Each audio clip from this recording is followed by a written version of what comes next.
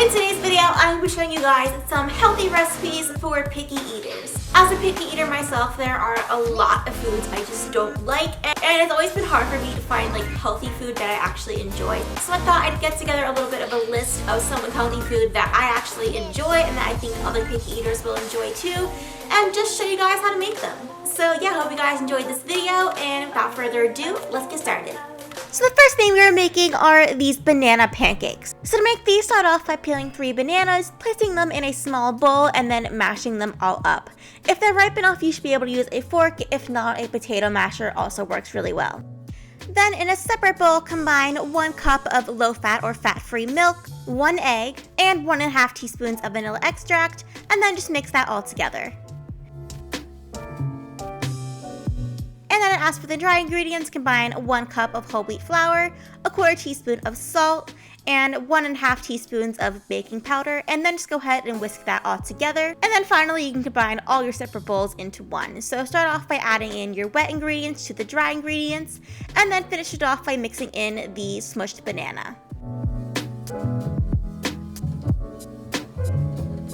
And now for the fun part, heat up a skillet and then scoop about 1/4 cup of the batter into the pan at a time. And I'm sure you know what to do from here, but basically just wait until either side is golden brown before you flip, and just continue making that until all your batter is gone. You can finish these off by topping with some sliced bananas and or some syrup, and that's it. These are great for picky eaters because they don't even taste like they're whole wheat or healthy, just like normal pancakes, and also they're really easy to make too.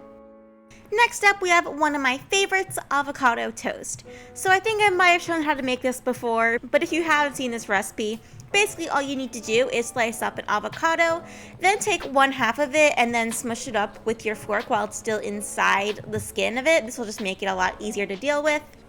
Then go ahead and take some multi-grain bread and put that in the toaster so it kind of has like a light brown color, not too toasty. Then go ahead and spread your mushed up avocado on top. I don't like to have too much avocado on my toast, which is why I use half an avocado, but if you're a big fan of it, you can always use the whole thing. So anyway, after you've done that, you can go ahead and put some egg whites on a pan and just cook those through. Then just go ahead and place them on top of your avocado toast. Since I use egg whites in a carton, I normally have to kind of cut them up to fit on my toast, but if you just use egg whites from a normal egg, you don't have to do this. And finally, to finish it off, I just put on some red pepper flakes and some salt for some extra flavor, and that's it. So believe it or not, I'm actually not the biggest fan of avocados, but I do really like it on toast, and I found that it makes a really great breakfast for me as a picky eater, and it's also really healthy for you too. So next up here, we got this burrito bowl recipe. So start off by combining 1/2 teaspoon of garlic powder, 1/2 teaspoon of onion powder, 1/2 tablespoon of chili powder, 1/2 tablespoon of chipotle powder, 1/4 teaspoon of cumin, and 2 tablespoons of olive oil, along with a splash of lime juice, all in a small bowl. Then just go ahead and mix that all together. Put your 6-ounce chicken breast into a plastic bag and then pour on that seasoning you just made on top of the chicken. Then go ahead and kind of rub that around and make sure that the chicken gets marinated with that all. And then you can go ahead and place that in the refrigerator for 30 minutes to 1 hour in order to marinate. Once that's done, you can just cook it on a skillet, just how you would cook a normal chicken breast, so until the inside measures to about 165 degrees Fahrenheit, or until it just looks completely cooked through. And then as for making the actual burrito bowl, just fill a bowl with some brown rice and place some of the sliced chicken on top, along with the toppings of your choice, so like guacamole, salsa, lettuce, sour cream, whatever you want. I would recommend staying away from the cheesy Frico egg for something a little bit healthier. And yeah, that is the finished recipe.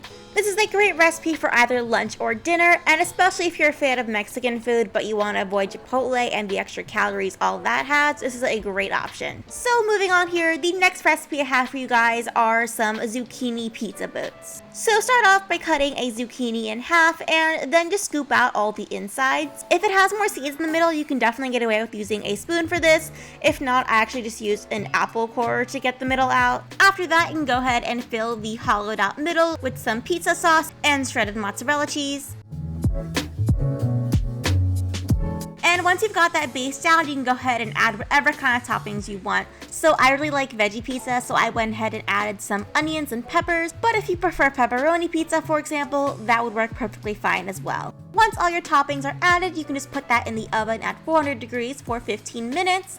And when you take them out, you can sprinkle on some fresh basil along with some red pepper flakes for some added flavor.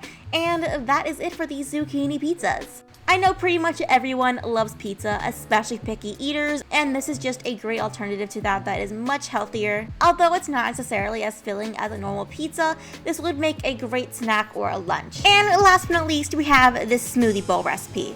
So to make this, just combine 1 cup of frozen mango, 1 cup of frozen pineapple, and 1 cup of coconut water in a blender. Then just go ahead and blend that all together until it's all a smooth consistency but still remaining pretty thick. You can then go ahead and pour that into a bowl and top with some granola, coconut flakes, more mango, blueberries, or any kind of other fruit or toppings you want. One of the reasons why I think smoothie bowls are so great for picky eaters is because they're so customizable and also, might I add, really Instagrammable too. But yeah, that is it for this mango smoothie bowl. Not only is this super yummy and pretty, but as you can see, it was really easy to make as well. Hope you all enjoyed that video. If you were not already, make sure to subscribe to my channel down below. I post new videos every single Saturday. I also have an Instagram and a Twitter, both at Ella_Elbells. So go ahead and follow me on all of those, and I will see you guys soon. Bye!